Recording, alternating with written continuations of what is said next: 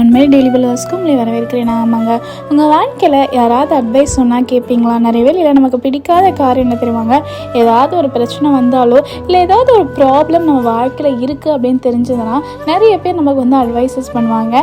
அந்த அட்வைசஸ் கேட்கும் போது ரொம்ப நமக்கு கோவம் வரும். எதுக்கு இவங்களாம் போய் நமக்கு அட்வைஸ் பண்ணுறாங்க, இவங்க வேலையை பார்த்துட்டு போகலால அப்படின்னு சொல்லிட்டு நிறைய வேலையில் நமக்கு கோவம் வரும். ஆனால் உண்மையாகவே சில பேர் நமக்கு நல்ல ஆலோசனையை தான் கொடுப்பாங்க, ஆனால் நமக்கு அதை கேட்கணும்னு தோணாது.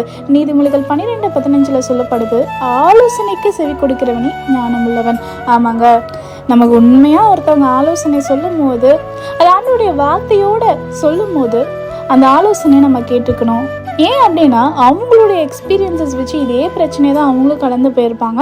அவங்க எக்ஸ்பீரியன்ஸஸில் இந்த காரியத்தெலாம் செஞ்சு ஆண்டவர் எப்படி அவங்கள காப்பாற்றினார், ஆண்டவர் எப்படி இந்த பிரச்சனையிலேருந்து அவங்கள வெளியேற்றினாருன்றது அவங்க நமக்கு சொல்லிக் கொடுப்பாங்க. அதனால் இனி நம்ம வாழ்க்கையில் ஞானமாக அட்வைஸஸை கேட்டுப்போம். ஒருவேளை உங்கள் வாழ்க்கையில் யாரும் இல்லை சொன்னீங்கன்னா, ஆண்டவரே ஒரு ஆலோசனை கர்த்தராக இருக்கார், ஆண்டவர்கிட்ட கேளுங்க.